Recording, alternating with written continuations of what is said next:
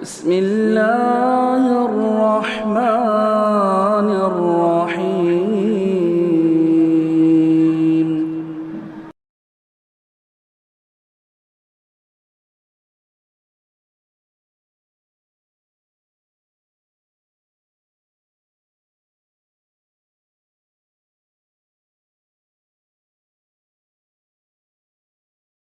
الحمدللہ رب العالمین والصلاة والسلام علی سید المرسلین وعلی آلہ وصحبہ اجمعین ومن تبعہم بإحسان الی یوم الدین. اعوذ باللہ من الشیطان الرجیم. بسم اللہ الرحمن الرحیم. الحمدللہ الذی انزل علی عبدہ الکتاب ولم یجعل لہ عوجا. محترم حاضرین، پہلے تو گزارش ہے کہ جو اہل عذر نہیں ہیں پیچھے کی طرف تشریف فرما ہیں اور اس مجلس میں کسی طرح سے شریک ہیں، وہ سمٹ جائیں، قریب آ جائیں، لوگوں سے مل کر بیٹھیں. یہ نبی کریم صلی اللہ علیہ وسلم کی تعلیم کا حصہ ہے. آج ہمارے سامنے قرآن کی جس صورت پر نظر ڈالنی ہے یا اس پر کچھ اس کی ہدایات اور تعلیمات پر گفتگو کرنی ہے، وہ سورۃ الکہف ہے.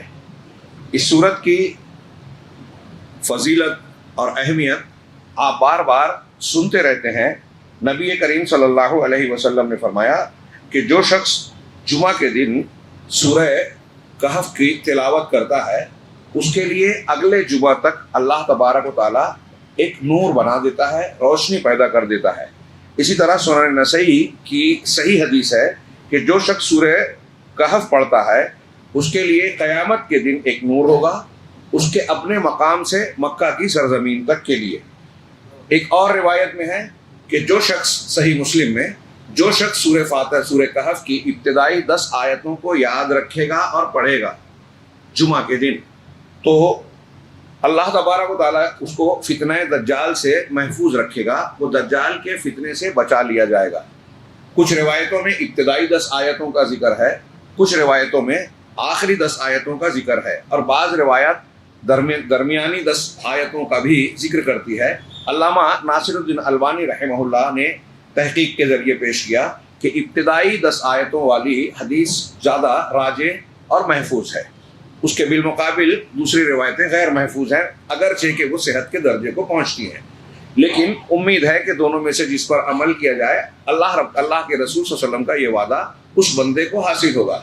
اور روایتیں ہیں جو سورہ کہف کی فضیلت بتاتی ہیں. بخاری کی ایک روایت میں ہے کہ ایک صحابی رات میں نفل نماز کے لیے کھڑے ہوتے ہیں اور اپنی نماز میں انہوں نے سورہ کہف کی تلاوت شروع کی. کچھ دیر گزری تھی کہ دیکھا قریب میں جو ان کا گھوڑا بندھا ہوا تھا وہ بری طرح بدکنے لگا. انہوں نے تلاوت روک کر جو ہے نماز پوری کی اور اس کے بعد غور سے جب اوپر کی طرف دیکھا تو ایک بدلی نظر آئی. اس بدلی کو دیکھا کہ وہ قریب تھی لیکن دھیرے دھیرے دور ہو رہی ہے.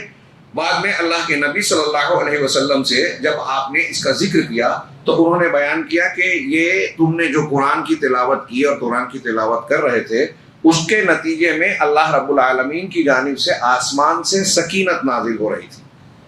اگر تم پڑھتے رہتے تو اور قریب آتی.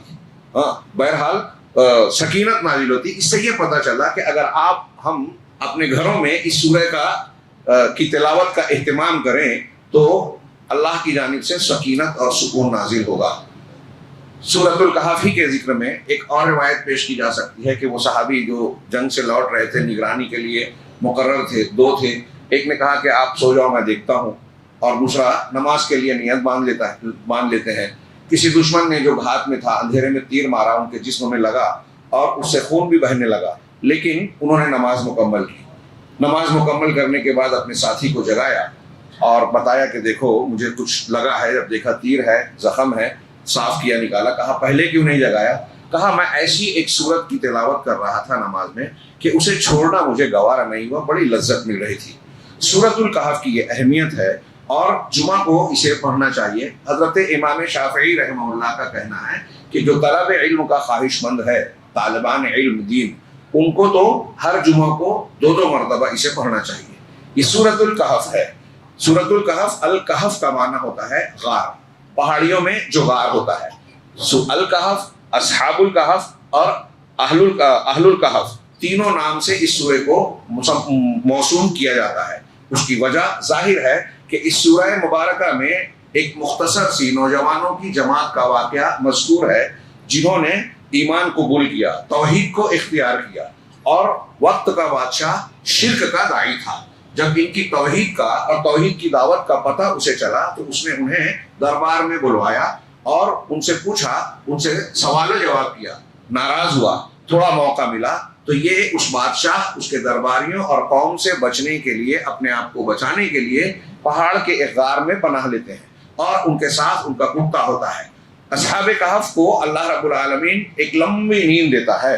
قرآن کے بیان کے مطابق 309 سال تک، اگر کیا ہے 30 مئہ وازدادوا 9، قرآن نے کہا کہ 300 سال اور کچھ لوگ 9 کو زیادہ کرتے ہیں، تو علماء نے کہا کہ اگر شمسی سال سے، سورج والے کیلنڈر سے آپ اس کو دیکھیں گے تو 300 سال بنتا ہے، اور چاند والے کیلنڈر سے دیکھیں گے تو 309 سال بنتا ہے۔ اس میں، اس واقعے میں بڑی عبرت کا سامان ہے کہ ایک جماعت جو چھوٹی سی ہے، کمزور ہے اور بادشاہ کے مذہب کے خلاف ہے، بادشاہ کی نظر میں آ چکے ہیں، انہوں نے اپنے دین کو نہیں چھوڑا، اپنے آپ کو دین کے ساتھ، عقیدے کے ساتھ بچانے کے لیے غار میں پناہ لی، اور اللہ رب العالمین نے ان کی مدد کی۔ مدد ایک ایسے طریقے سے جس کو اصطلاح میں ہمارے یہاں کرامت کہا جاتا ہے۔ ایک لمبی نیند دی اور جاگنے کے بعد انہیں اس کا احساس بھی نہیں تھا کہ ہم اتنے سالوں تک سوتے رہے۔ ان کے ساتھ ساتھ ان کا کتا بھی تھا، وہ بھی اتنی لمبی نیند میں تھا۔ یہ بھی لوگوں نے ایک عبرت کی چیز بیان کی کہ دیکھیے، کتا مکلف نہیں ہے، لیکن نیک لوگوں کے ساتھ کتا ہونے کی وجہ سے اللہ نے جب ان پر کرامت کے طور پر لمبی نیند طاری کی تو اس کتے کو بھی اچھا حصہ ملا۔ نیک لوگوں کی صحبت میں اچھا پھل اور اچھا نتیجہ ہی ملتا ہے۔ صحبت صالح کا یہ ایک بہترین نتیجہ اور نمونہ ہمارے سامنے سورۃ الکہف میں ملتا ہے۔ تو یہ اصحاب کہف جو ہیں، انہوں نے توحید کو اختیار کیا۔ یہ کب کا واقعہ ہے؟ کچھ لوگ کہتے ہیں کہ یہ عیسائی اور نصرانی مذہب کا دور تھا، لیکن بعض لوگوں کا کہنا ہے کہ یہ حضرت عیسیٰ علیہ السلام سے بھی پہلے کا واقعہ ہے، اور اس بادشاہ جو بادشاہ تھا اس کا نام دقیانوس ہے۔ آج کل ہمارے یہاں بولتے ہیں نا کہ یہ دقیانوسی خیال ہے، یہ اسی بادشاہ کی طرف نسبت کر کے یہ مقصود ہوتا ہے بیان کرنا کہ بہت پرانا یہ خیال ہے۔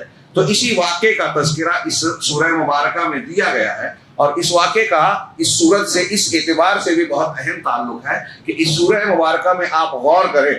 ابھی ہمارے سامنے جو کتاب ہے، اس کا محوری عنوان جو موضوع ہے، اگر دیگر بہت کئی متعدد واقعات اور بیانات ہیں ان میں آپ غور کریں گے تو اس دنیا میں ہم کو اور آپ کو، انسانوں کو، جو مختلف قسم کے فتنوں کا سامنا کرنا پڑتا ہے ان کا تذکرہ ہے، ان سے بچنے کی تعلیم ہے۔ اور ان سارے فتنوں میں سب سے بڑا فتنہ عقیدے کا فتنہ ہے، یعنی ایسا فتنہ جس سے ہمارا عقیدہ ڈگمگا جائے، بگڑ جائے، خراب ہو جائے۔ ان نوجوانوں نے فتیتن کا لفظ قرآن نے استعمال کیا، انہم فتیتن آمنوا بربہم وزدناہم ہدی۔ یہ نوجوانوں کی ایک چھوٹی سی جماعت تھی۔ یہ جو وزن ہے اس سے جمع قلت ظاہر ہوتی ہے، اندازہ کیا جاتا ہے کہ یہ 9 یا 9 سے بھی کم لوگ تھے۔ ہاں، یہ چھوٹی سی جماعت تھی نوجوانوں کی۔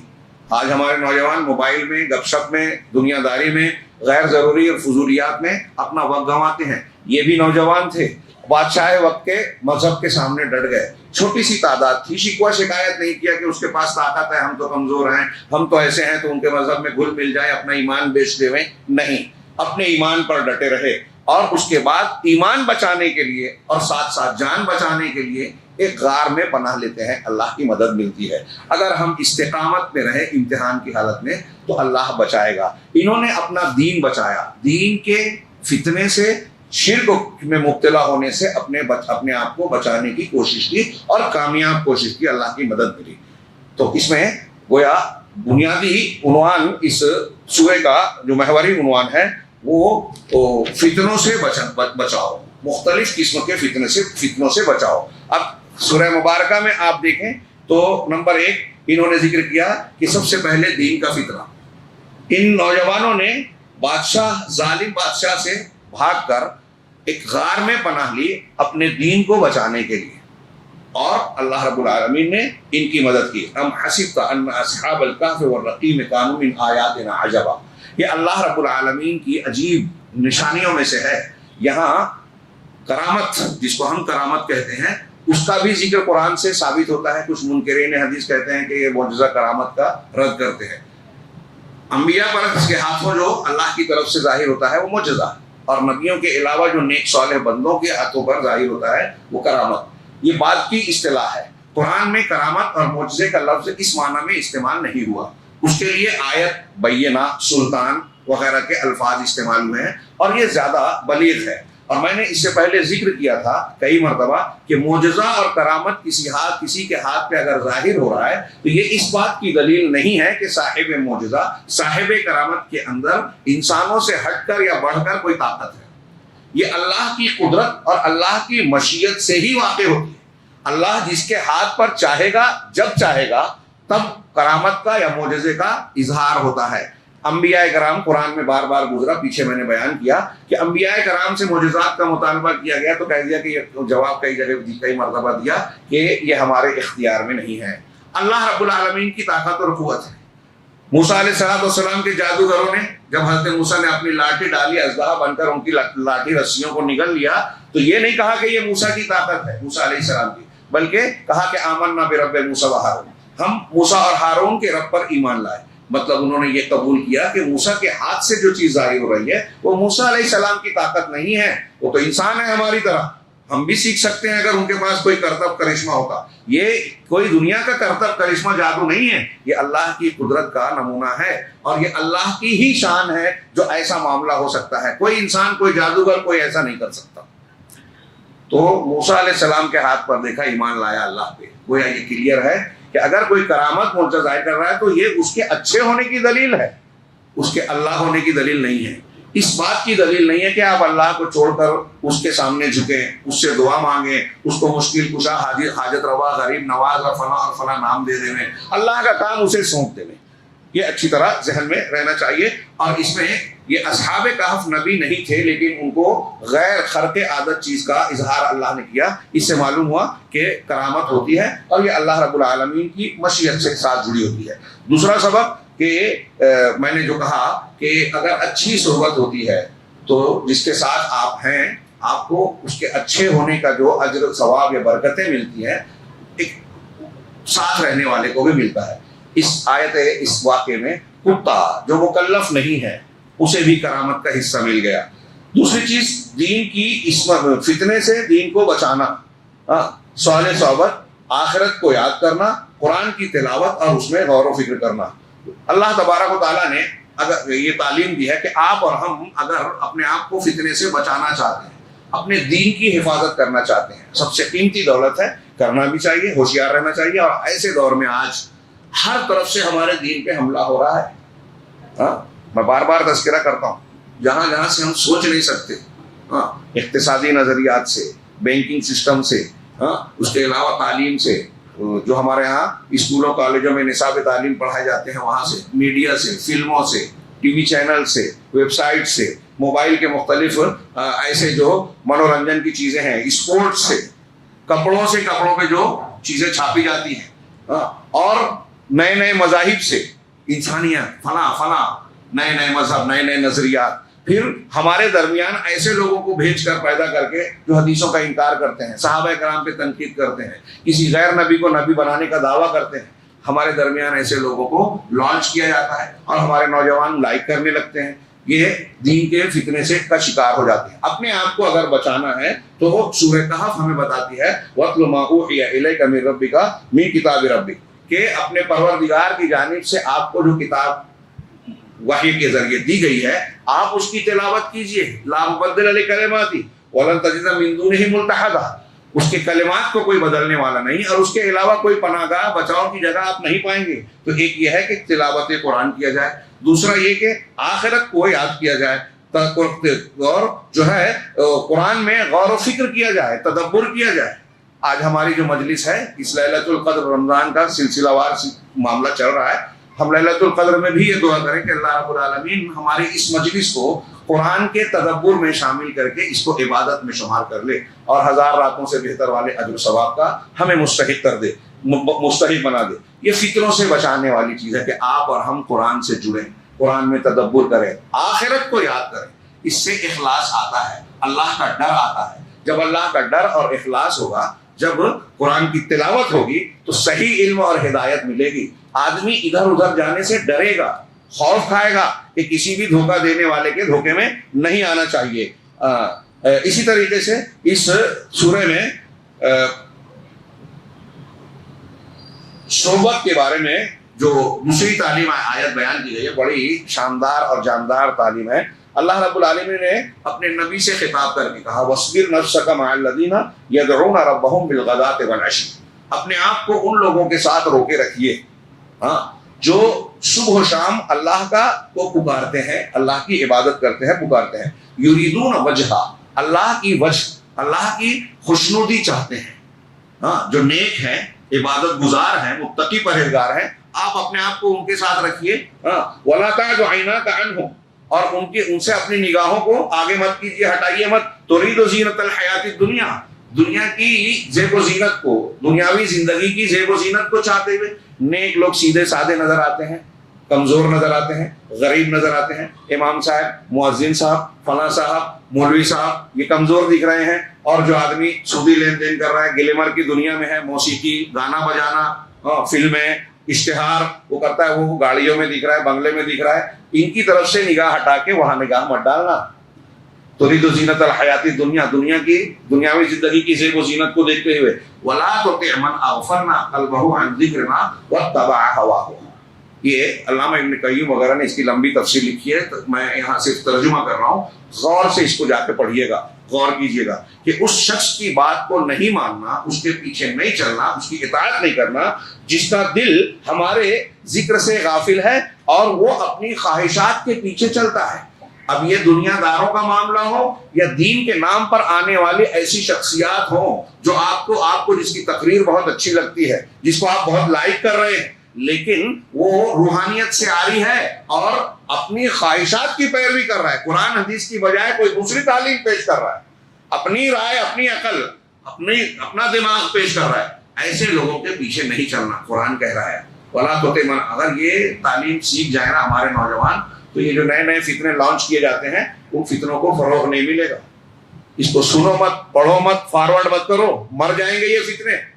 لیکن کیا ہم یہ قرآن کی اس تعلیم کو ماننے والے ہیں کہ ایسے لوگوں کی بات سننا ہی نہیں ہے جو دین سے غافل ہے؟ آپ دیکھیے جس کی بات کو آپ ماننے جا رہے ہیں اس کے اندر اخلاص ہے کیا؟ وہ اللہ سے ڈرتا ہے کہ نہیں ڈرتا ہے؟ وہ اللہ رب العالمین کے حکموں کا خیال اپنی زندگی میں کرتا ہے کہ نہیں کرتا ہے؟ یہ اس بات کی دلیل ہوگی, اگر ایسا آدمی آپ نے چوائس کیا, منتخب کیا, تو اس بات کی دلیل ہوگی کہ وہ آدمی سے کہا ہے جانتے بوجھتے ہم کو غلط بات نہیں بتائے گا.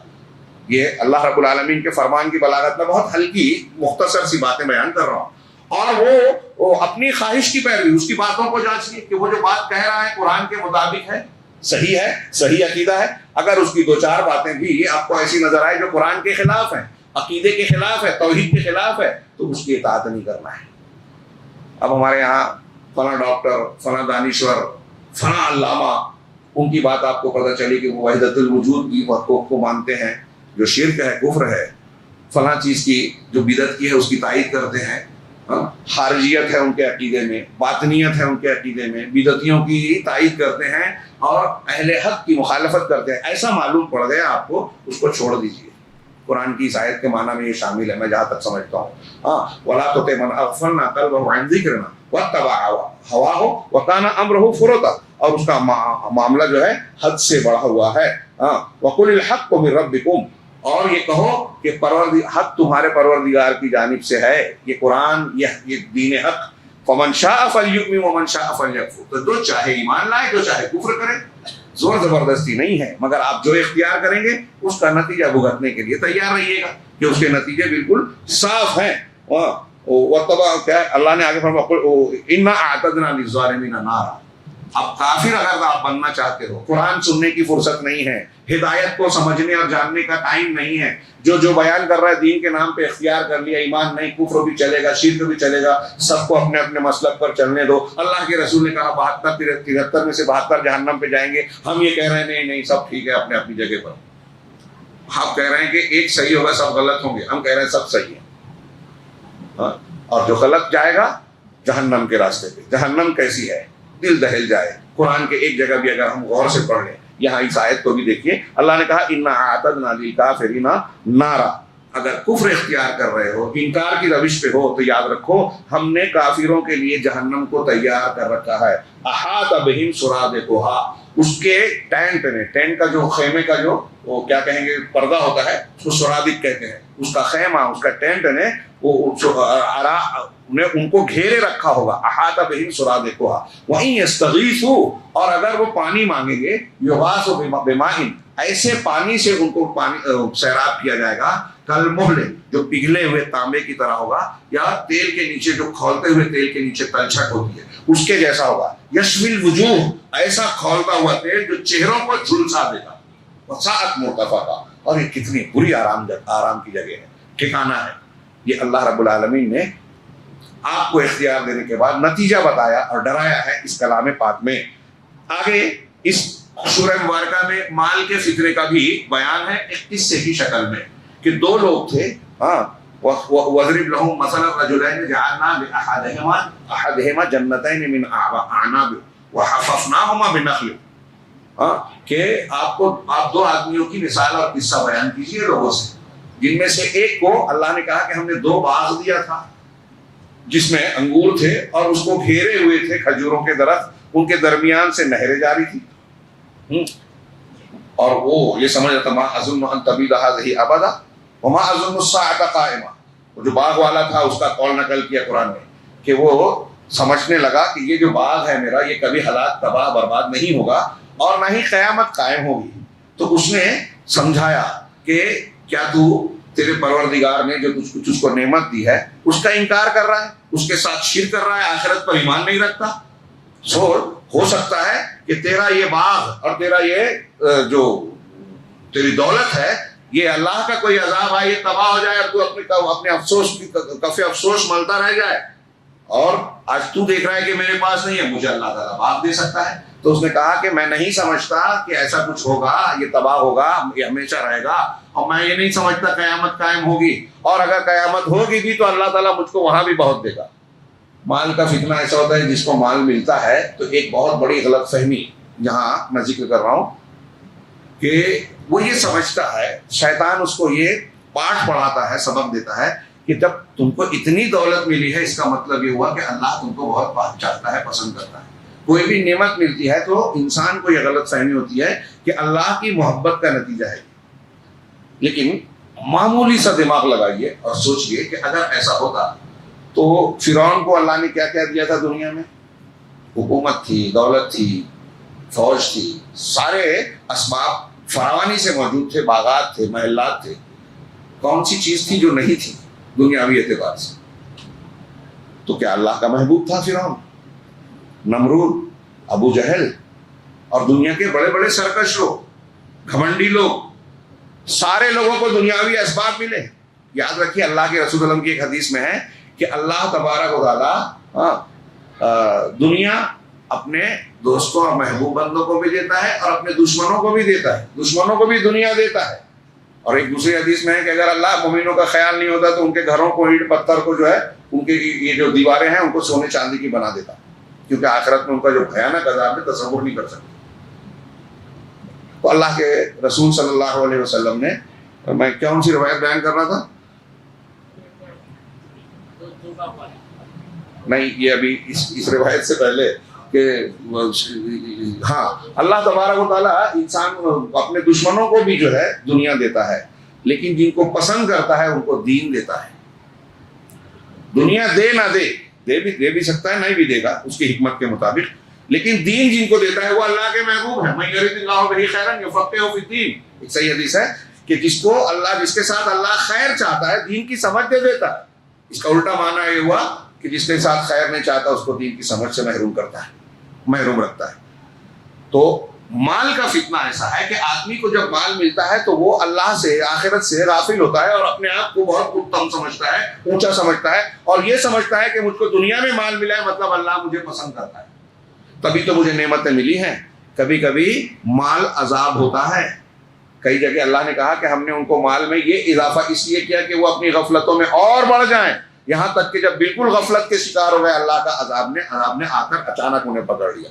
کہ جن کو حکومت ملی ہے، جن کو طاقت ملی ہے، وہ ایسی ہی غلط فہمیوں کا شکار ہو کے ظلم میں اور زیادہ جرأت جری ہوتے چلے جاتے ہیں۔ تو اس پورے واقعے کو آپ پڑھیے، آخر میں ہے کہ اللہ تبارک و تعالیٰ نے اللہ نے اس پر خصمان، اللہ کا عذاب آیا، فاصبح، اور اس کا باغ برباد ہو گیا، فاصبح يقلب كفيه على ما انفق فيها وهي خاوية على عروشها، کہ وہ اپنی ہتھیلیوں کو ملنے لگا، اور جو مال اس پہ خرچ کیا تھا باغ پر، اس کی بربادی کا جو ہے ماتم کرنے لگا، اور کہنے لگے کاش میں اللہ کے ساتھ، اپنے رب کے ساتھ شرک نہیں کرتا۔ یہ ایک مثال ہے مال کے فتنے کی، کہ مال کے چکر میں آ کے آدمی نے اپنے آپ کو، اپنے دین کو برباد کر لیا۔ اسی طرح اس فتنے کا ذکر کرنے کے بعد اللہ تبارک و تعالیٰ نے مال کے فتنے سے بچنے کے لیے تدبیر دی، تعلیم دی۔ چنانچہ ارشاد فرمایا کہ وَاضْرِبْ لَهُمْ مَثَلَ الْحَيَاةِ الدُّنْيَا، ان کے لیے دنیا کی زندگی کی مثال بیان کیجیے۔ جس جو دنیا ہم جی رہے ہیں، جس میں ہم بڑی بڑی خواہشات رکھتے ہیں، کما کر بہت خوش ہوتے ہیں، کچھ پراپرٹی اور یہ بنا لیں، اپنے بچوں کے لیے یہ چھوڑ دیں اور وہ چھوڑ دیں۔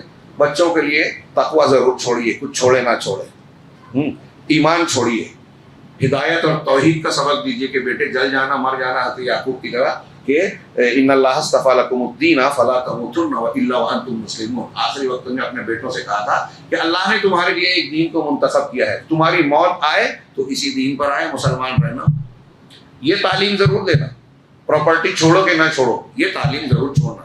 یہ نہیں چھوڑا، پوری دنیا کما کے دے دی تو کچھ نہیں کیا بیٹوں کے لیے، آپ ان کے دشمن ہیں۔ اگر ایسا کیا، توحید نہیں سکھائی، دین نہیں سکھایا، تو کہا کہ دنیا کی زندگی جو آپ، جس کے پیچھے ہم اور آپ بھاگے جا رہے ہیں، اللہ نے اس کی مثال دی۔ ہاں، اللہ کی بیان کردہ مثال ہے، سرسری طور سے سن کے، ایک کان سے سن کے ایک کان سے نہ اڑائیے، غور کیجیے۔ وَاضْرِبْ لَهُمْ مَثَلَ الْحَيَاةِ الدُّنْيَا، دنیا کی زندگی کی مثال ان سے بیان کیجیے۔ کمائن، اس پانی کی طرح ہے، بارش کی طرح ہے، انزلناہ من السماء، جسے ہم نے آسمان سے برسایا، فاختلط به نبات الارض، اس سے زمین کے سبزے مل جل کر نکل پڑے۔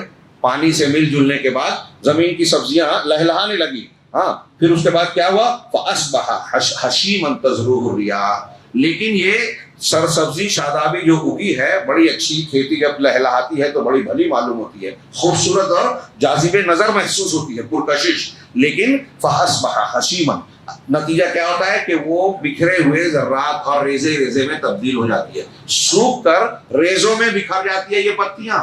یذروہ الرياح، جسے ہوائیں، تیز ہوائیں بکھیرتی ہیں تینکوں کی طرح، یہ جب ٹوٹ ٹوٹ کر چور چور ہو جاتا ہے ریزہ ریزہ، تو ہوا اس کو بکھیرتی ہے۔ ایسے ہی دنیا کی زندگی ہے، آج جوانی ہے، طاقت ہے، قوت ہے، دولت ہے، سب کچھ ہے، لیکن یہ فصل آپ کی سوکھ کر ریزہ ریزہ چورا چورا ہو جانے والی ہے، مٹی میں مل جانا ہے اس بدن کو، اور پھر مٹی میں ریزہ ریزہ چورا چورا ہو جائے، کوئی حیثیت نہیں ہڈی کا ڈھانچہ، ہڈی بھی جو ہے گھل مل جائے گی مٹی میں، اور اللہ کے حکم سے پھر قیامت کے دن جیے گی۔ وَقَانَ اللَّهُ عَلَىٰ كُلِّ شَيْءٍ مُقْتَدِرًا، اور اللہ رب العالمین ہر چیز پر قادر قدرت رکھتا ہے۔ المال والبنون زینت الحیات الدنیا، مال اور اولاد، مال اور اولاد یہ انسان کے لیے محبوب بھی ہے، فتنہ بھی ہے، لیکن اللہ نے کہا کہ یہ دنیا کی زندگی کی زینت ہے، دنیا کی زندگی کی زینت ہے، آرائش ہے، قوت ہے، سب کچھ ہے دنیا میں، لیکن آخرت میں کام آنے والی چیز کیا ہے؟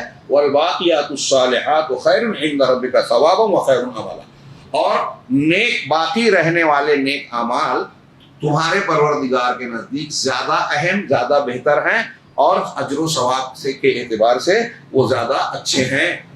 باقیات الصالحات، نیکیاں، خیرات، صدقات، باقیات الصالحات، ایک حدیث میں ہے کہ سبحان اللہ، الحمدللہ، اللہ اکبر، لا الہ الا اللہ، یہ کلمات الباقیات الصالحات ہیں۔ جو آدمی انہیں پڑھے گا، یہ نیکیاں اس کے لیے باقی رہنے والی اور قیامت کے دن کام آنے والی ہوگی۔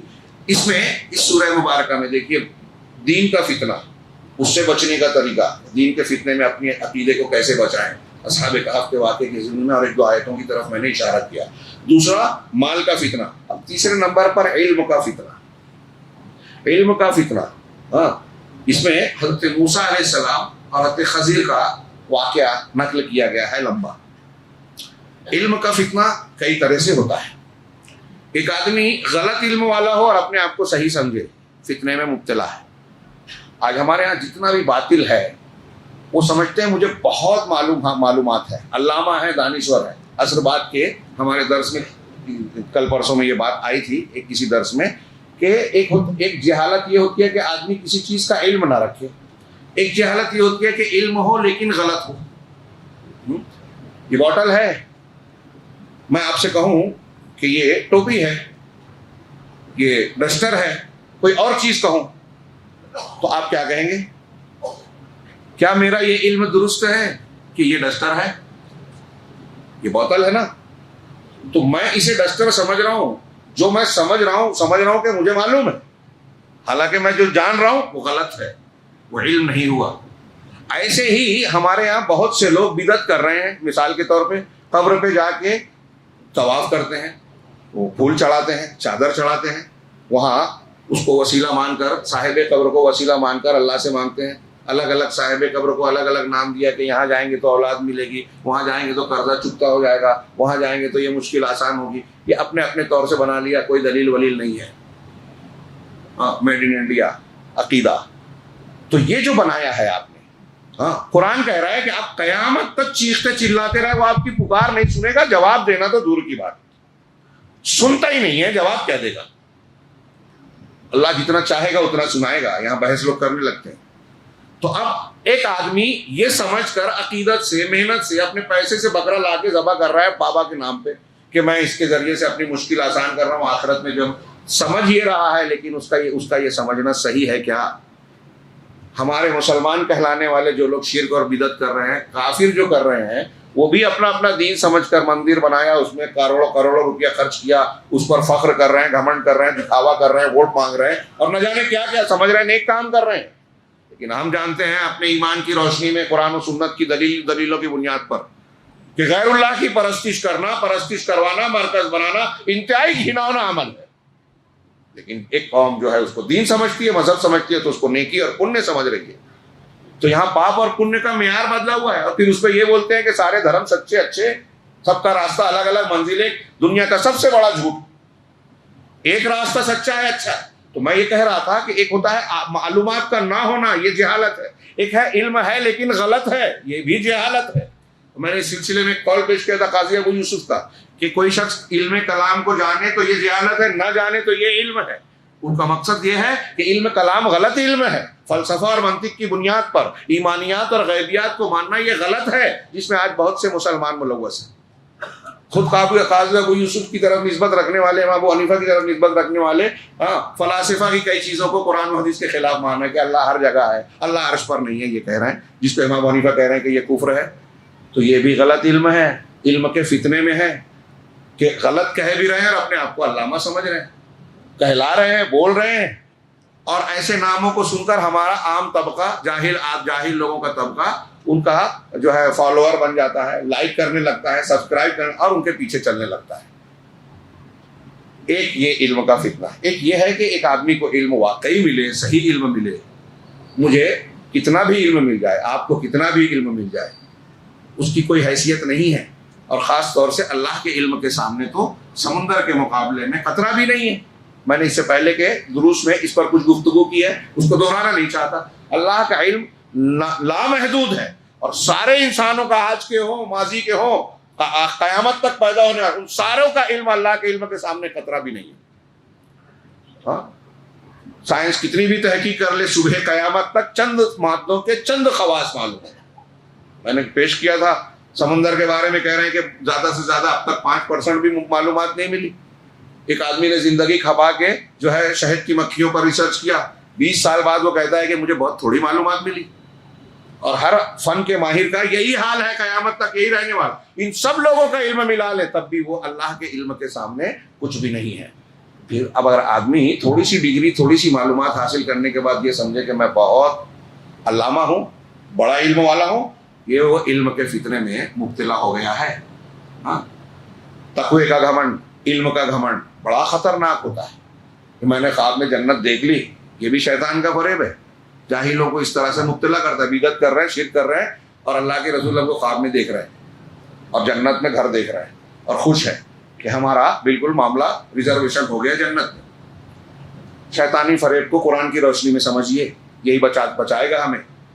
اب یہاں جس واقعے کو ذکر کر رہے ہیں فتنہ علم، وہ حیرت انگیز اور کافی دروس و عبر والا ہے۔ حضرت موسیٰ علیہ السلام کا واقعہ امام بخاری رحمہ اللہ نے، مجھے یاد پڑتا ہے، 23 مقامات پر اس واقعے کو ذکر کیا ہے اپنی کتاب میں۔ ہر جگہ الگ الگ مسئلہ نکالا ہے، علم کے آداب، علم سیکھنے سکھانے، علم کی اہمیت اور فضیلت اختیار کرنے۔ اس میں حضرت موسیٰ اور حضرت خضر کا جو مکالمات ہیں، حضرت خضر نے کہا کہ تم جو جانتے ہو میں نہیں جانتا، میں جو جانتا ہوں تم نہیں جانتے، اور ہم دونوں کا علم اللہ کے سامنے، اللہ کے علم کے سامنے ایک قطرے کے جیسا ہے سمندر کے مقابلے میں۔ تو ایسی کئی چیزیں اس میں درس اور سبق کی ہے۔ واقعے کا خلاصہ یا مختصر سا تذکرہ یہ ہے کہ سیدنا موسیٰ علیہ السلام پیغمبر تھے، انہوں نے ایک مرتبہ قام موسیٰ خطیبا فی قومہ، اپنی قوم میں خطبہ اور تقریر کی انہوں نے، اور جب تقریر کر لی تو کسی نے مجمع میں سے سوال کر لیا کہ موسیٰ علیہ السلام یہ بتائیے کہ اس وقت دنیا میں سب سے زیادہ علم والا کون ہے؟ حضرت موسیٰ علیہ السلام نے یہ سوچا دنیاوی کہ میں پیغمبر ہوں، اللہ نے مجھ کو وحی سے نوازا ہے، پیغمبری سے نوازا ہے، تو ظاہر سی بات ہے کہ ایک پیغمبر کا علم سب سے زیادہ ہوتا ہے۔ اس تناظر میں انہوں نے کہا کہ سب سے زیادہ علم والا میں ہوں۔ اللہ رب العالمین کو ان کا یہ جواب پسند نہیں آیا۔ تواضع ہونا چاہیے، علم تواضع سکھاتا ہے۔ تو دیکھیے یہاں پتہ چلا کہ پیغمبر بھی انسان ہے، بشری تقاضے سے انہوں نے جواب دیا تو اللہ کو پسند نہیں آیا۔ اللہ تبارک و تعالیٰ نے اس کے بعد کہا کہ تم کو ایسا لگتا ہے کہ تم سب سے بڑے عالم ہو، کچھ ایسے علوم بھی ہیں جو تمہارے پاس نہیں ہیں، ہم نے کچھ دوسروں کو دے رکھے ہیں۔ ایک ایسا بندہ ہے میرا جس کو وہ علم ہے جو آپ کے پاس نہیں ہے، ہم نے دیا ہے، خضر، اور وہ ایسے مقام پر آپ سے ملیں گے۔ حضرت موسیٰ علیہ السلام نے اپنے ساتھ یوشع بن نون کو لیا، سفر کیا، لمبا سفر کیا، ساتھ میں کھانا پینا بھی لیا۔ وہ واقعہ پڑھیے قرآن مجید میں، کشتی مسکین و جان پاک و دیوار یتیم۔ علامہ اقبال نے کہا، علامہ کہتے ہیں اس لیے نقل کر رہا ہوں، کشتی مسکین و جان پاک و دیوار یتیم، علم موسیٰ بھی ہے تیرے سامنے حیرت فروش۔ تو حضرت موسیٰ علیہ السلام وہاں سے نکلتے ہیں۔ یہاں ایک چیز اور بھی ہم سب کے لیے ایک سبق آموز ہے۔ ہمارے یہاں کچھ لوگ ایسا ہے، کچھ کتابیں پڑھ لیتے ہیں، کچھ معلومات، ڈگریاں، کہیں اسپیشلائزیشن بھی کر لیا، اور بہت سے تو ایسے ہیں کہ یہ بھی نہیں ہوتا اور سمجھتے ہیں کہ اب ہم کو علم حاصل کرنے کی ضرورت نہیں، علماء کے دروس میں، جمعہ کے خطبوں میں بیٹھنے کی ضرورت نہیں۔ ارے عالم کیا بتائے گا، میں پڑھا لکھا نہیں ہوں لیکن عالم سے زیادہ جانتا ہوں۔ اکثر یہ بولتے ہیں میں عالم نہیں ہوں لیکن پھر اپنی علامائیت کا مظاہرہ کرتے ہیں۔ سب کی بات نہیں کر رہا ہوں، یہ ایک بیماری ہے، ہم میں بھی پائی جاتی ہے، کچھ نہ کچھ سب میں، اس کا علاج کرنا چاہیے۔ دیکھیے پیغمبر کو تنبیہ کی جا رہی ہے تو ہم کس کھیت کی مولی ہیں، ہم کیا ہیں؟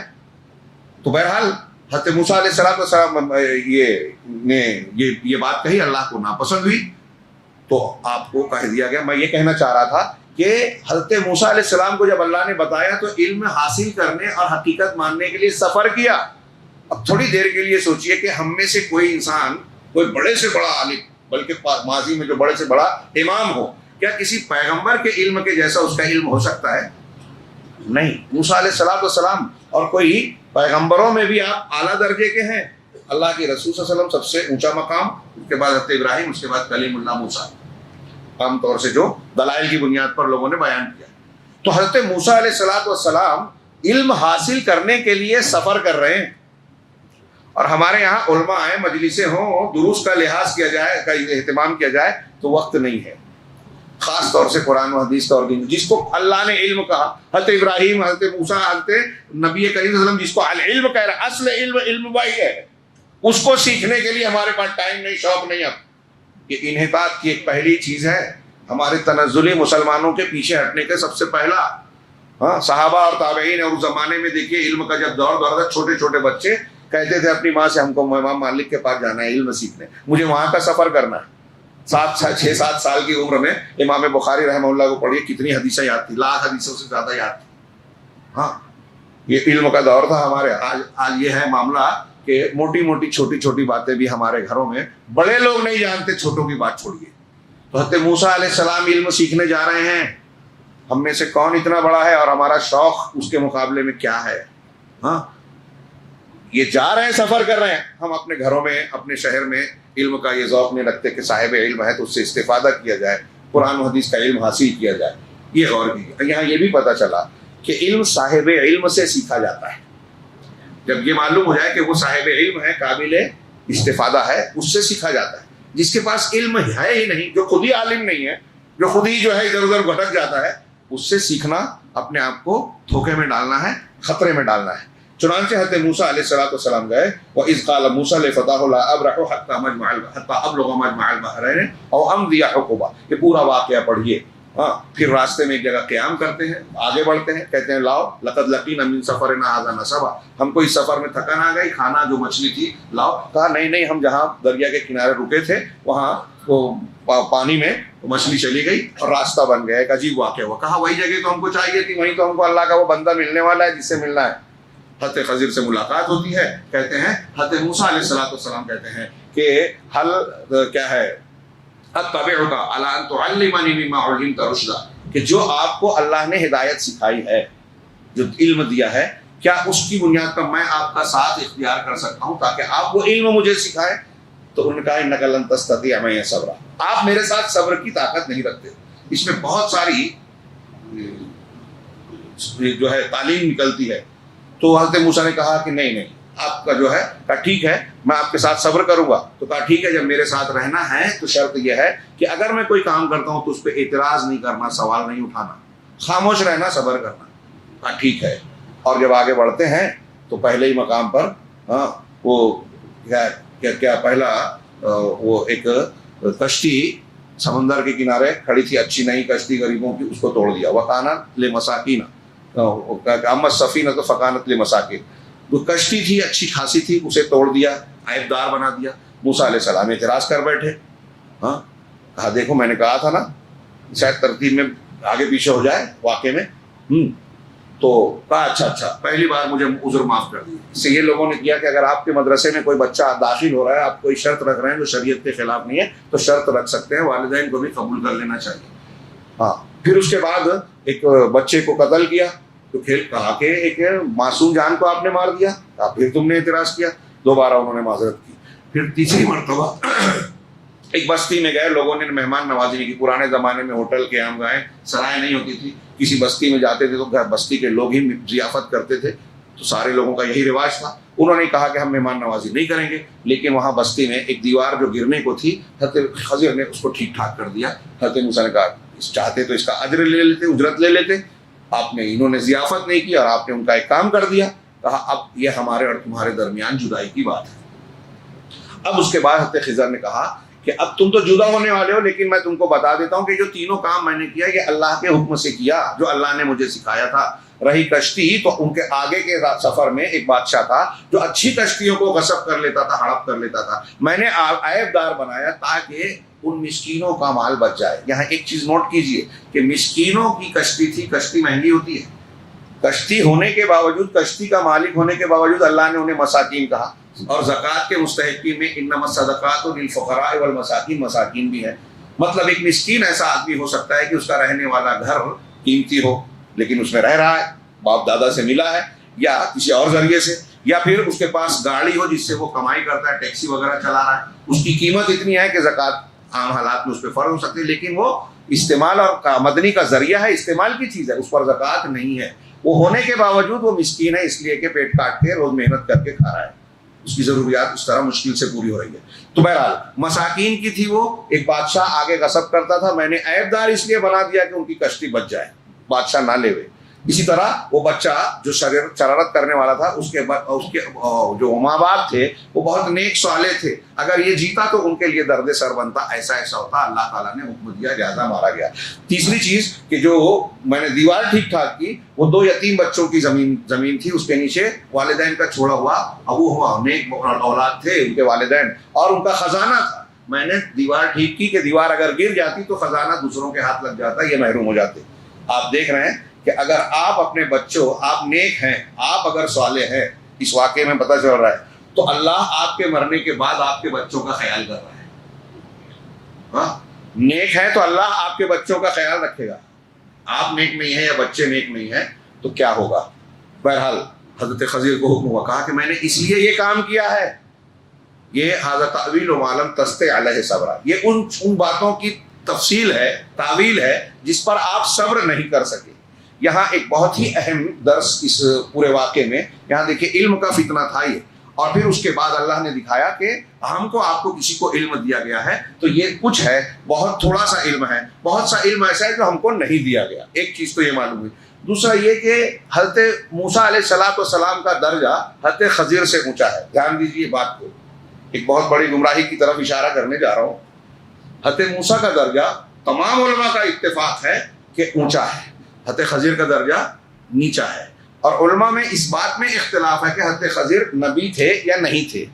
کچھ لوگ دوسرا کہتے ہیں، کچھ لوگ کوئی کہتے ہیں نبی تھے، کچھ لوگ نبی نہیں کہتے. دونوں قرآن کی آیتوں سے استدلال کرتے ہیں. ہاں، شیخ ربی وغیرہ نے کہا کہ راجح بات یہ ہے کہ نبی تھے. میں ایک کتاب سے کچھ حصہ ترجمہ کر رہا تھا، وہاں انہوں نے کہا کہ راجح یہ ہے کہ وہ نبی نہیں ہے، نیک اور صالح بندے ہیں. ہاں، تو بہرحال ان کا جو بھی درجہ ہو، اگر نبی بھی مانے تو حضرت موسیٰ علیہ السلام سے کم درجہ ہے ان کا. اب یہاں اس واقعے میں یہ کہتے ہیں کہ حضرت خضر کے پاس جو علم تھا وہ کون سا تھا؟ وہ قرآن کی آیت کا ایک ٹکڑا ہے، من لدن علم، کہ اللہ تبارک و تعالیٰ نے اپنے پاس سے مجھے علم دیا. تو اس سے ایک اصطلاح نے علم لدنی، اللہ نے علم لدنی دیا. تو اس کو لے کر اڑ گئے صوفیاء کرام بولنا نہیں چاہیے، یہ اصطلاح ہے. صوفیہ اس کو لے کر اڑے. کیسے؟ کہ دیکھیے حضرت خضر نبی نہیں تھے، یا نبی تھے تو موسیٰ سے کم، لیکن ان کے پاس علم لدنی تھا جو موسیٰ کے پاس نہیں تھا. وہ پیغمبر تھے. ایسے ہی تو جس طرح، بہت غور سے یہ جملہ صوفیوں کا سنیے، جس طرح حضرت خضر کو یہ اختیار تھا ملا علم لدنی کی وجہ سے کہ موسیٰ کی شریعت سے الگ کام کر سکیں، اپنے طور پر کام کر سکیں، ایسے ہی آج کے زمانے میں اگر کسی کو طریقت و سلوک کے راستے پر چلتے ہوئے علم لدنی مل جائے، کشف اور کرامت مل جائے، تو وہ محمد رسول اللہ صلی اللہ علیہ وسلم کی تعلیمات، قرآن و حدیث کو چھوڑ کر اپنے دین پر، اپنے علم پر عمل کر سکتا ہے. یہ سن رہے ہیں آپ؟ یہ جو کہا ہے علماء اسلام نے اس چیز کو کفر کہا ہے. کفر، یہ کفر ہے. اگر کوئی شخص یہ سمجھتا ہے کہ کسی درجے پر پہنچنے سے امت کے کسی فرد کو یہ مقام اور حیثیت حاصل ہو سکتی ہے کہ اس کے لیے اس کا علم کافی ہے، نبی کی اتباع اور نبی کی تعلیمات کی اتباع کرنا ماننا ضروری نہیں ہے، اگر کوئی ایسا مانتا ہے تو وہ کافر ہو جائے گا، اسلام کے دائرے سے باہر ہو جائے گا. اور یہ تعلیم ہمارے ہاں صوفی اور صوفیوں کو ماننے والے، فضائل بتانے والے لوگ ان واقعات کی روشنی میں پھیلا رہے ہیں. بہت ہی ذمہ داری سے، دیانت داری کے تحت کہہ رہا ہوں، لیلۃ القدر ہے. کہ اگر یہ بات میری سن کر کچھ لوگ غصہ ضرور ہو گے، اگر ایک آدمی بھی اس پر غور کر کے تحقیق کر لے اور توبہ کر لے اپنے غلط عقیدے سے، تو میں سمجھتا ہوں اللہ رب العالمین نے میری اس کوشش کو قبول کیا. اللہ قبول کرے. لوگوں کی اصلاح ہو، ہماری اور ان کی سب کی جو یہ بدعقیدگی میں ہے. تو یہ بات یاد رکھیے کہ حضرت خضر علیہ السلام کا کے واقعے سے، موسیٰ اور خضر کے واقعے سے یہ استدلال کرنا بہت بڑا دھوکہ ہے اور گمراہی ہے. سب سے پہلی بات تو یہ کہ حضرت خضر علیہ السلام اور موسیٰ علیہ السلام کی شریعت ایک نہیں تھی. قرآن کے بیان سے اشارہ کیا، علماء نے بتایا کہ حضرت موسیٰ علیہ السلام کی جو شریعت تھی اسی بنیاد پر تو انہوں نے اعتراضات کیے تھے حضرت خضر سے کہ تم یہ جو کر رہے ہو. اور اس سے یہ بھی پتہ چلتا ہے کہ ایک نبی کے سامنے اگر غلط کام ہوگا وہ ٹوکے گا ضرور، بولے گا ضرور. اور حضرت خضر نے قبول کیا تھا کہ آپ صبر نہیں کر پائیں گے کیونکہ آپ پیغمبر ہیں، تو آپ کی پیغمبرانہ تعلیم کے خلاف اگر کچھ نظر آئے گا تو آپ ٹوکیں گے، بولیں گے. اور انہوں نے کیا. تعویل بعد میں پتہ چلی، یہ الگ بات ہے کہ وہ درست ہے نہ درست ہے، لیکن جو سامنے ہے ظاہر میں جو چیز دلیلوں کے خلاف ہو رہی ہے، کوئی ظلم ہو رہا ہے، کوئی غلط کام ہے، تو اس پر ٹوکا بولا جائے گا. تو ایک چیز تو یہ کہ حضرت موسیٰ علیہ السلام کی شریعت، حضرت موسیٰ علیہ السلام کی شریعت کے پابند حضرت خضر نہیں تھے.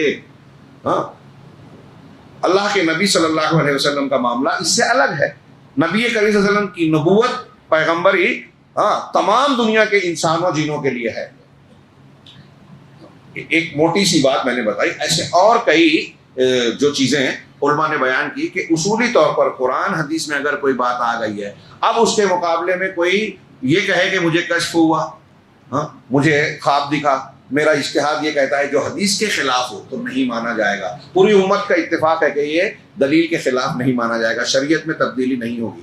میں نے اس سے پہلے ذکر کیا علامہ ابن تیمیہ کا استدلال، اختصار کے ساتھ اشارہ کہ حضرت عمر کے بارے میں آپ جانتے ہیں کہ کیا مقام تھا، جس گلی سے گزر جائیں شیطان بدل دے راستہ. کئی معاملے میں قرآن میں آیت ان کی تائید میں نازل ہوئی, ان کی رائے کو صحیح کہا قرآن نے.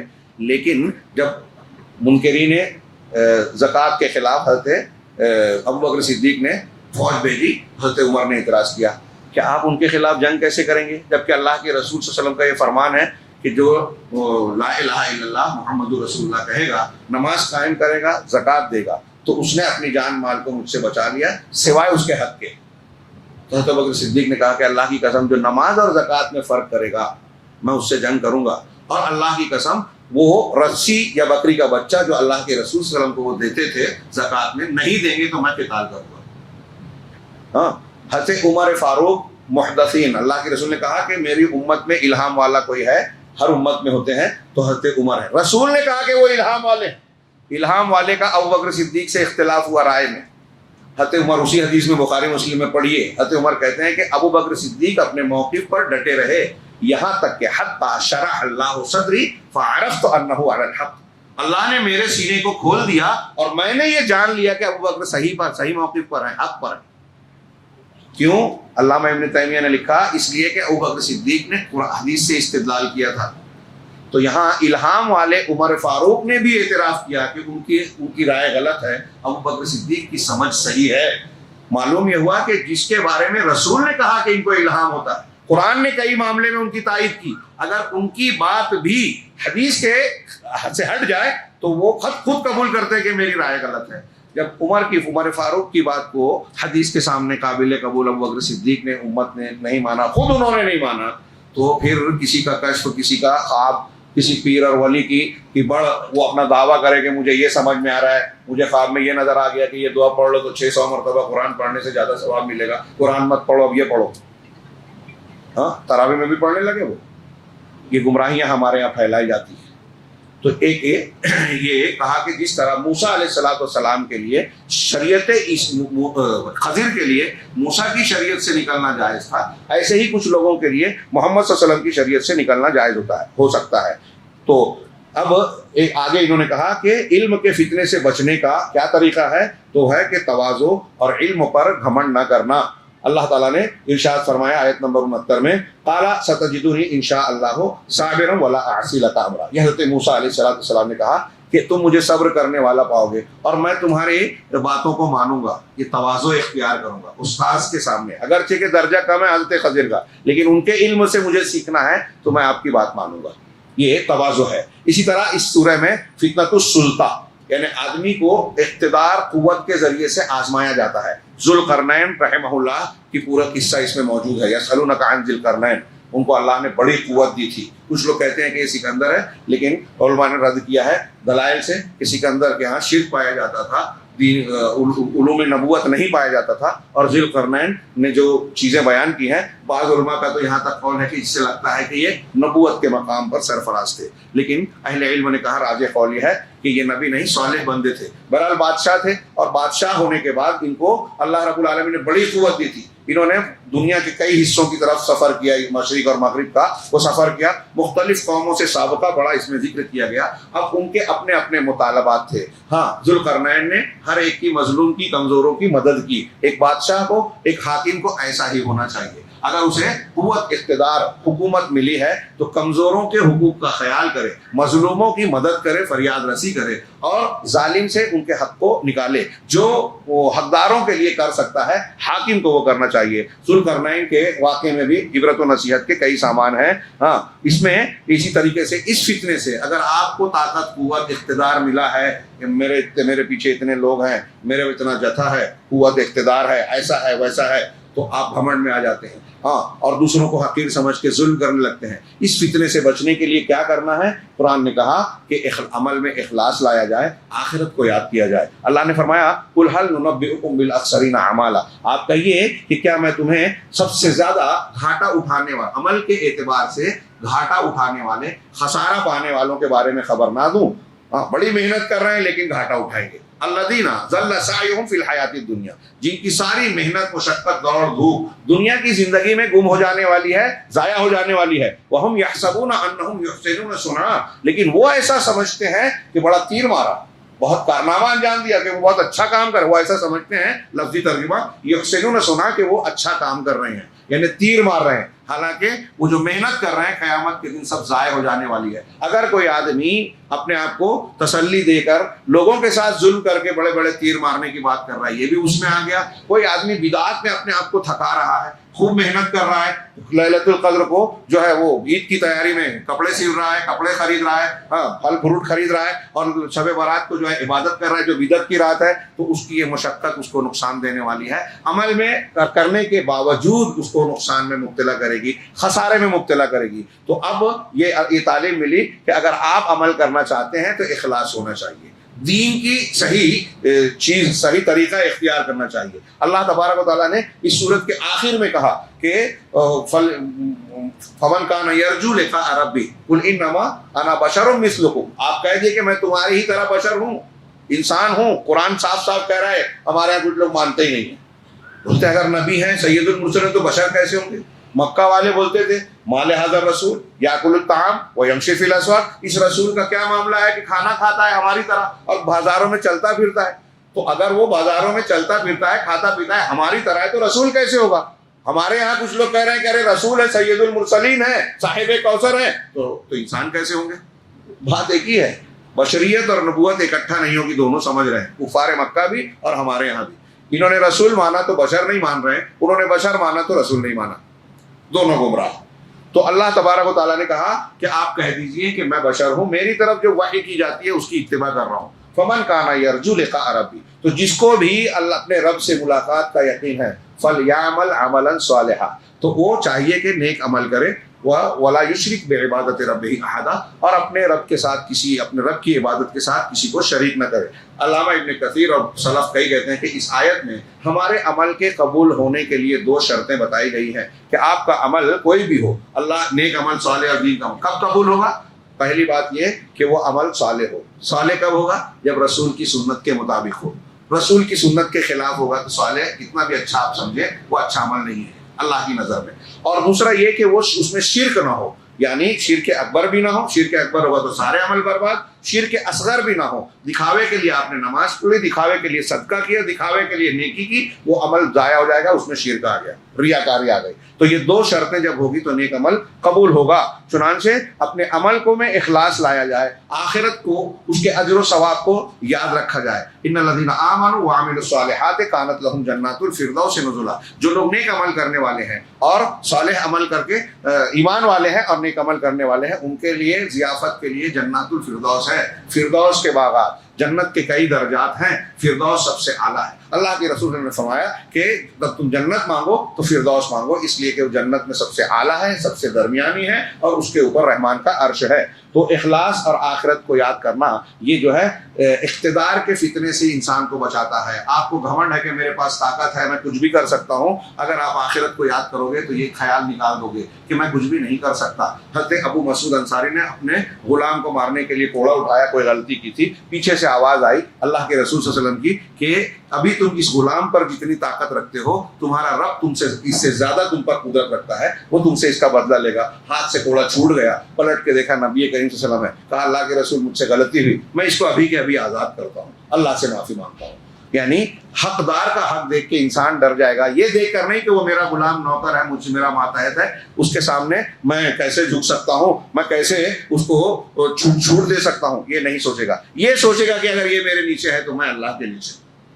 ہاں، تو اللہ تعالیٰ اس طرح سے آدمی اقتدار کے نشے سے اور اقتدار کی بے راہ روی سے محفوظ رہے گا۔ اس صورت کے چند فوائد اختصار کے ساتھ کہ ہر دنیا میں جتنے بھی فتنے ہیں، ہر فتنے اور شر کا جو وجود ہے وہ ابلیس کی وجہ سے ہے، اور ابلیس جو آدم کا ابدی دشمن ہے اس کی دشمنی کی وجہ سے ہے۔ اس میں اللہ رب العالمین نے اس سورہ مبارکہ میں ہم کو آگاہ کرتے ہوئے کہا وَإِذْ قُلْنَا لِلْمَلَائِكَةِ اسْجُدُوا لِآدَمَ فَسَجَدُوا إِلَّا إِبْلِيسَ، کہ جب ہم نے ملائکہ سے کہا کہ سجدہ کرو آدم کو تو سب نے کیا سوائے ابلیس کے۔ ابلیس فرشتہ نہیں تھا، لیکن سیاق سے پتہ چل رہا ہے کہ فرشتوں کے ساتھ اس کو بھی اللہ نے یہ حکم دیا تھا۔ آگے کہا اللہ نے کَانَ مِنَ الْجِنِّ، یہ ابلیس جینوں میں سے تھا۔ پتہ یہ چلا کہ ابلیس جن ہے، شیطان جن کو ہم کہتے ہیں، وہ شیاطین الگ سے مخلوق نہیں ہے، شریر جن ہی شیاطین ہیں، اور ان کا جو سرغنہ بڑا تھا ہاں جد امجد کہہ لیجیے، وہ ابلیس تھا، ابلیس ہے، تو وہ جنوں میں سے تھا. ففسق عن امر ربی، اپنے رب کے حکم سے وہ باہر نکل گیا، نافرمان بنا. تو اللہ کہہ رہا ہے کہ ارے اللہ تبارک و تعالیٰ کی نافرمانی کی، ہاں اس کو تمہارا دشمن ہے، قسم کھائی ہے کہ ان کو بہکاؤں گا، تیرے راستے سے ہٹاؤں گا، جہنم کے راستے پہ لے جاؤں گا، اس کی وجہ سے تو نے مجھے بے عزت کیا. پچھلی صورت میں ہم نے پڑھا افتتخذونہ وذریتہ اولیاء من دونی. تو اللہ ہم سے اور آپ سے پوچھ رہا ہے کہ کیا اس کو، ابلیس کو اور ابلیس کی ذریت کو تم مجھے چھوڑ کر اس کو اپنا ولی بنا رہے ہو، دوست بنا رہے ہو، اس کے دین شریعت پہ چل رہے ہو، بدعت خرافات اور قرآن و حدیث کے خلاف جا کے شریعت اس کی مان رہے ہو، ابلیس کی جو تمہارا دشمن ہے. ہاں تو کہا انہ لکم عدو مبین، وہ تمہارا کھلا ہوا دشمن کیا ہے، وہم لکم عدو، جبکہ وہ پورا طبقہ ابلیس اور اس کے رفقا پارٹی تمہارے دشمن ہے. بئس للظالمین بدلا، تو ظالموں کا کتنا برا بدلہ ہے، ظالموں نے کیسا بدل اختیار کر رکھا ہے. اس طریقے سے نمبر 2 اس کے فوائد میں سے ایک چیز یہ ذکر کی سورہ مبارکہ میں کہ اس سورہ مبارکہ میں ہر سطح پر مختلف سطحوں پر دعوت دی گئی ہے کہ آپ ہر مقام پر جو ہے دعوت حق دیں اور اپنے آپ کو فتنوں سے بچائیں.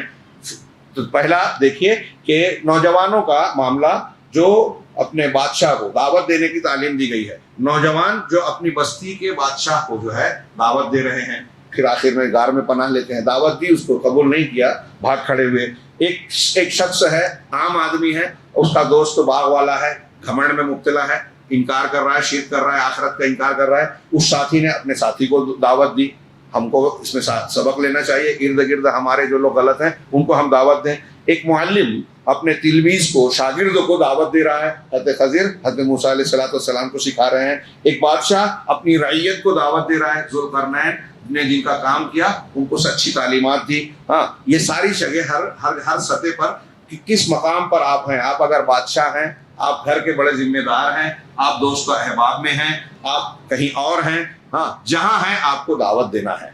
ہر سطح پر دعوت کا ذکر اس سورہ مبارکہ میں موجود ہے، اور اس دعوت کے ذریعے سے آپ اپنے ارد گرد سماج اور معاشرے کے لوگوں کو فتنوں سے بچانے اور توحید اور اس کے تقاضوں کو پورا کرنے کی تعلیم دیں گے. اس سورہ مبارکہ میں اللہ تبارک و تعالیٰ نے ایک سبق یہ دیا کہ نوجوانوں کا ذکر کیا جنہوں نے کہف میں، غار میں پناہ لی تھی، ان کا ذکر کیا، لیکن ان کے ناموں کا ذکر نہیں کیا، ان کا بورڈ نہیں لگایا، ان کا فوٹو نہیں دیا. یہ میں آج کی زبان میں بول رہا ہوں. آج کوئی چھوٹا سا کام کرتا ہے، ہاں ادار مارنا ہے کہیں، تو اس سے پہلے فوٹو آتا ہے اور سوشل میڈیا پہ چلتا ہے. اس سے ڈرنا چاہیے، بچنا چاہیے. آپ کو ضرورت ہے تو جہاں ضرورت ہے وہاں پہنچا دیجیے ریکارڈ کے لیے. پبلک میں شائع کرنا، اخبارات میں چھپانا، ڈر ہوتا ہے کہ نیکیاں ضائع ہو جائے گی، آپ کی بڑی بڑی نیکیاں. تو کہہ رہے ہیں کہ یہ نوجوانوں کے ناموں کا اللہ نے ذکر نہیں کیا، لیکن ان کے عمل کو ہمیشگی دے دی. قیامت تک قرآن جب تک پڑھا جائے گا، اصحاب کہف کے اس عمل کو، قربانی کو، انہوں نے اپنے گھر بار کو چھوڑا، عقیدہ بچانے کے لیے جو ہے علیحدگی اختیار کی، چھپ چھپا کے زندگی گزاری، ایک لمبی نیند لی. اس کے بعد جاگے تو دنیا بدل چکی ہے، گھر بار بدل چکا ہے، وقت کی بادشاہت بھی جو ہے وہ اسلام پر آ چکی ہے. ہاں تو یہ انہوں نے جو اتنی بڑی قربانی دی، ہاں عقیدے کے لیے، گھر بار اور سب کچھ چھوڑنے کا عمل دکھایا، اس عمل کو اللہ رب العالمین نے دائمی طور سے لوگوں کے سامنے، نوجوانوں کے لیے نمونہ بنا دیا کہ ایک نوجوان ایسے ہوتے ہیں ایمان والے. ہاں اور یہ وذالک لأن، تو یہ کیوں ہے؟ اس لیے کہ انسان کی قیمت اس کے عمل سے ہوتی ہے. ہاں نام میں، شکل میں، حسب نسب میں اس کی قیمت نہیں ہوتی کہ میرے ابا تو ایسے تھے، میرا خاندان ایسا ہے، اور مجھے تو فلاں جو ہے ایوارڈ ملا تھا. آپ کا نام، آپ کی شکل صورت، آپ کی شہرت معنی نہیں رکھتی، آپ کا عمل معنی رکھتا ہے. اصحاب کہف کے عمل کو ذکر کیا. اللہ تبارک و تعالیٰ نے اس سورہ مبارکہ میں کہا وَإِذْ قُلْنَا لِلْمَلَائِكَةِ اسْجُدُوا لِآدَمَ إِلَّا إِبْلِيسَ، فَسَجَدُوا إِلَّا إِبْلِيسَ كَانَ مِنَ الْجِنِّ. یہ آیت جو ابھی ہم نے پڑھی، اس میں شیخ نے کہا کہ اللہ کی جانب سے بڑا لطیف خطاب ہے، انہیں ڈانٹ پھٹکار ہے لیکن لطف و کرم کے ساتھ. ہمارے لیے لطافت کے ساتھ اللہ نے ڈانٹا ہے ہم کو. کیسے؟ کہہ رہے ہیں کہ میں نے ابلیس سے کیوں دشمنی مول لے لی. اللہ رب العالمین کا کچھ بگاڑنے والا نہیں ہے. بیان کا اندازہ علامہ ابن قیم کی بات ہے کہ ابلیس اللہ کا عبادت گزار تھا. کیوں اللہ کے دربار سے بھگایا گیا یا اللہ تعالیٰ کا مخالف ہو گیا؟ اس لیے کہ اللہ تعالیٰ نے کہا تھا ابلیس کو کہ آدم کو سجدہ کر. آدم کو سجدہ کرنے کا حکم دیا اور اس نے نہیں مانا. اس کو یہ غلط لگا، اس لیے دشمنی ہو گئی اللہ کی، اللہ سے اس نے دشمنی بول لی ابلیس نے. تو جس آدم کے لیے اللہ کا نافرمان بنا ابلیس، وہی آدم کہہ رہے ہیں کہ اسی ابلیس کے لیے تم مرے جا رہے ہو. اللہ کی بات کو چھوڑ کر، قرآن کی بات کو چھوڑ کر، اس کی شریعت سے ہٹ کر تم ابلیس کی باتیں مانتے ہو، بدعت و خرافات کو مانتے ہو. علامہ ابن قیم کہہ رہے ہیں کہ کتنا لطیف اللہ کا عتاب ہے کہ جس کے لیے میں نے تم سے تمہارے لیے جس سے دشمنی لی، تم اس کے درمیان اس سے مصالحت کر رہے ہو، دوستی گانٹ رہے ہو. جب بھی کوئی آدمی قرآن و حدیث کے خلاف کسی بھی معاملے میں جا رہا ہے، وہ شیطان سے مصالحت کرتا ہے. اللہ تبارک و تعالیٰ نے اس آیت میں کہا حتیٰ اذا ساوا، ذوالقرنین کے واقعے میں کہ حتیٰ اذا ساوا بین الصدفین قال انفخوا، ترجمہ ہے یہاں تک کہ جب ان دونوں پہاڑوں کے درمیان دیوار برابر کر دی. ایک قوم کے لوگوں نے کہا کہ یاجوج ماجوج آ کر ہمیں تنگ کرتے ہیں. مولانا آزاد نے کہا کہ یاجوج ماجوج یہ گاگ اور میگاگ تھا، یہ چائنا کے اور وہ جو کیا نام ہے جو تاتاری لوگوں کا لشکر آیا تھا. تاتاری سے پہلے کیا نام تھا ان کا؟ منگولیا کے، چائنیز منگول، یہ تاتاری مغل یہ اس کی شاخیں ہیں. بعد میں ہلاکو خان اسی نسل کا تھا. تو کچھ لوگوں کا کہنا ہے کہ یہی قبیلہ تھا، یہی تھا، لیکن یہ بات صحیح نہیں ہے. قیامت کے قریب وہ آئیں گے، حدیثوں میں ہیں، اور وہ ساری چیزیں صاف کریں گے. ان کا فتنہ اتنا بڑا ہو کہ حضرت عیسیٰ علیہ السلام اور سچے مسلمان پہاڑی پہ چلے جائیں گے، پھر وہ ان کی موت ہوگی، کیڑے آئیں گے ان کو صاف کریں گے. یہ سب تفصیلات موجود ہیں. تو بہرحال یاجوج ماجوج کی پریشانی کا جب انہوں نے شکوہ کیا کہ وہ لوگ آتے ہیں حملہ کرتے ہیں، تو ذوالقرنین نے کہا کہ ان دونوں پہاڑوں کے درمیان دیوار برابر کر دی. ایک دیوار بنائی اور حکم دیا کہ آگ بھڑکاؤ. ذوالقرنین نے کہا آگ بھڑکاؤ، خوب تیزی سے جلاؤ. پاوقتے کے لوہے کی ان چادروں کو بالکل آگ کر دیا. لوہے کے بڑے بڑے چادریں بنائی گئی. دیوار بنانے کے بعد ایک لوہے کی چادروں کو ایک دم آگ سے تپا کر لال کر دیا گیا. تو فرمایا میرے پاس لاؤ، اس پر پگھلا ہوا تانبا ڈال دو. اب اس لوہے کی چادر جو بالکل لال ہو گئی ہے تب کر، اس پر پگھلا ہوا تانبا ڈال دیا بس، اور اس کی دیوار بنا دی. تاکہ اس کو بس نہ تو ان میں دیوار کے اوپر چڑھنے کی طاقت تھی اور نہ اس میں کسی کو سوراخ کر سکتے تھے. امام قرطبی کہتے ہیں کہ اس آیت میں دلیل ہے اس بات کی کہ اگر حاکم آدمی چاہے تو شرارت کرنے والوں کے لیے قید خانہ اور جیل بنا سکتا ہے، تاکہ ان کا فساد لوگوں کو تباہی اور نقصان سے دوچار نہ کرے. اس آیت سے نکالا. اس سورہ مبارکہ میں جب اصحاب کہف کے بارے میں پتہ چلا اور پھر ان کی موت ہو گئی، ان کی قبریں وجود میں آئی، تو کچھ لوگوں نے کہا قال الذین غلبوا علی امرہم لنتخذن علیہم مسجدا. اس میں اشارہ ہے اس کی مذمت کی طرف کہ غلبوا علی امرہم لوگوں نے کہا، لیکن ایسا ہوا کہ نہیں ہوا. کچھ لوگ کہتے ہیں کہ اس میں ثبوت ہے، دیکھو قبروں پر مسجد بنائی جا سکتی ہے کہ ہم اس پر مسجد بنا لیں گے. کچھ لوگوں نے کہا، لیکن اللہ نے جس سیاق میں ذکر کیا ہے مذمت کا پہلو ہے. تو قبروں پر مساجد بنانا، اس میں نماز پڑھنا، ایسی مسجدوں میں نماز پڑھنا، اس پر تعمیر قائم کرنا، یہ ممنوع ہے، جائز نہیں ہے. اگر کسی مسجد میں قبر ہے تو اس مسجد میں نماز نہیں ہوگی. اور اس پر بہت سی دلیلیں ہیں. مثال کے طور پہ حضرت عائشہ کہتی ہیں کہ حضرت ام حبیبہ اور ام سلمہ دونوں ام المومنین ہیں. حضرت عائشہ راوی وہ بھی ام المومنین ہیں. ان دونوں نے ذکر کیا کہ ان لوگوں نے حبشہ میں ایک کنیسہ چرچ دیکھا تھا جس میں تصویریں تھی. یہ سن کر اللہ کے رسول صلی اللہ علیہ وسلم نے فرمایا کہ ان اولئک اذا کان فیہم الرجل الصالح مات فمات، کہ یہ ایسے لوگ تھے کہ ان میں اگر کوئی نیک آدمی ہوتا اور اس کی موت ہو جاتی، بنوا علی قبرہ مسجدا، تو اس کی قبر پر مسجد بنا لیتے. وصوروا تلک الصور، اور یہ تصویریں بھی بنا لیتے. اللہ کے رسول نے کہا اولئک شرار الخلق عند اللہ، یہ اللہ کے نزدیک قیامت کے دن یوم القیامہ، اللہ کے نزدیک قیامت کے دن سب سے بدترین لوگ ہوں گے، بدترین مخلوق ہوں گے ساری مخلوق میں. یہ صحیح مسلم کی روایت ہے. بخاری مسلم کی حدیثوں میں یہ بھی ہے کہ اللہ کی لعنت ہے یہود و نصارہ پر، انہوں نے اپنے انبیاء کی قبروں کو مسجد بنا لیا.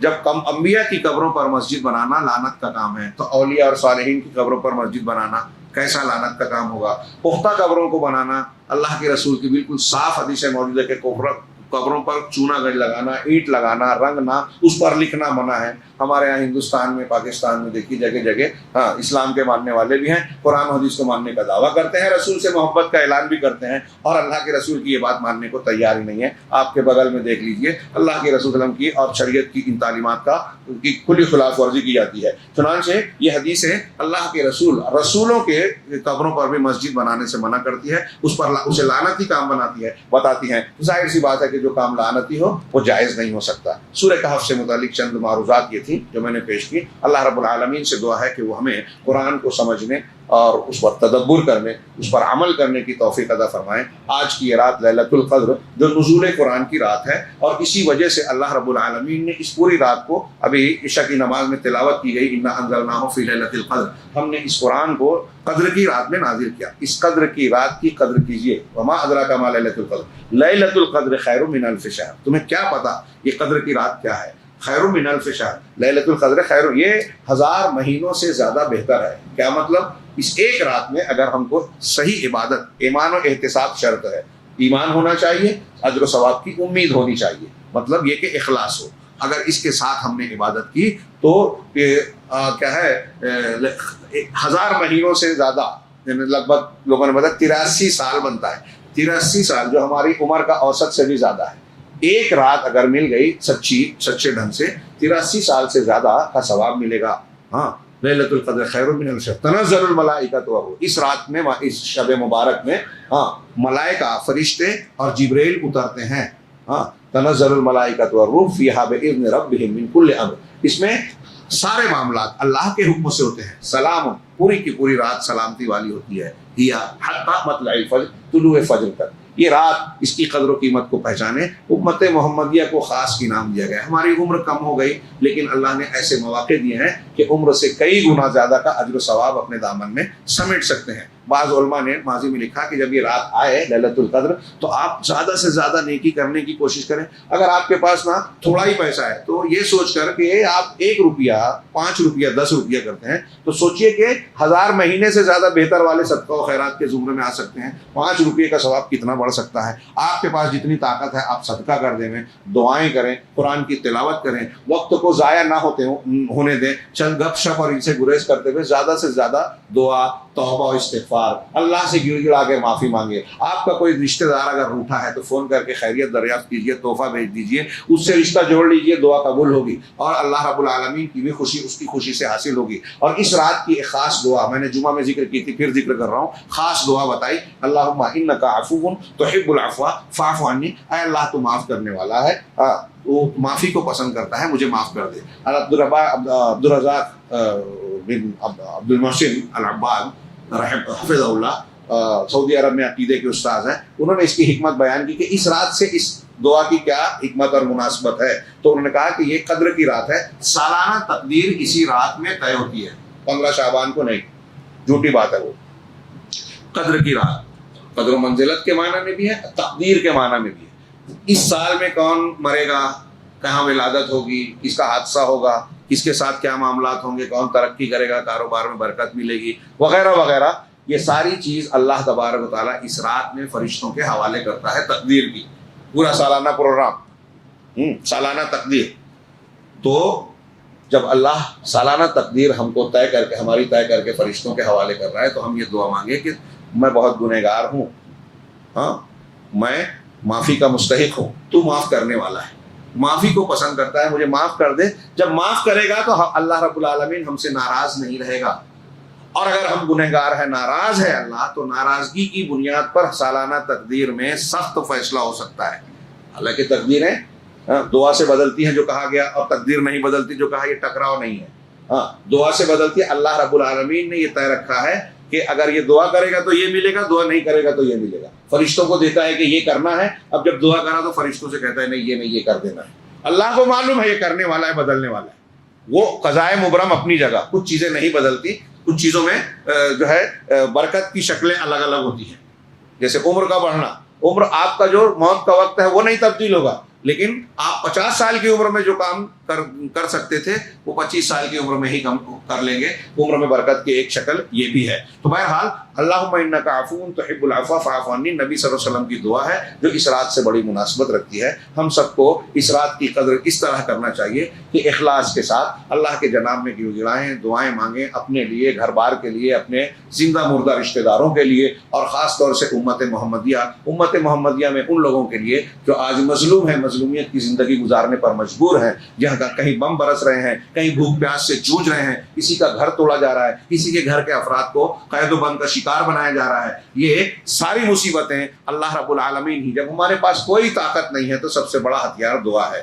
اور دعا کے مانگنے کے ہر لمحہ ہے، ساری زندگی ہر وقت مانگ سکتے ہیں، لیکن کچھ خاص اوقات ہوتے ہیں. ان میں سے یہ شب بھی ہے جو آخری عشرے کی طاعت راتوں کو اللہ رب العالمین نے مقام دیا ہے. پورے سال کی راتوں میں سب سے زیادہ فضیلت والی راتیں. اللہ رب العالمین ہمیں اس رات میں محروم لوگوں میں نہ رکھے، بلکہ ان لوگوں میں شامل کرے جو اس رات کی برکتوں فضیلتوں کے سے اپنا دامن سمیٹتے ہیں، اور اللہ رب العالمین کے جناب سے انہیں جو ہے جہنم سے آزادی کا پروانہ ملتا ہے. رب العالمین نے اگر یہ دعائیں قبول کر لی تو واقعی ہمارے لیے عید ہوگی، ورنہ عید کے دن بھی ہمیں غم مچانا چاہیے اگر ہم نے یہ عبادات میں محنت نہیں کی. اللہ رب العالمین ہمیں صحیح اخلاص کے ساتھ عبادات کی توفیق دے، ہماری عبادتوں کو، دعاؤں کو قبول فرمائے، ہماری عبادتوں میں ایمان و احتساب عطا فرمائے، اور اس کے ذریعے سے ہمیں جہنم سے آزاد کر کے جنت کا حقدار بنا دے. وآخر دعوانا ان الحمد للہ رب العالمین وصلی اللہ علی نبینا محمد.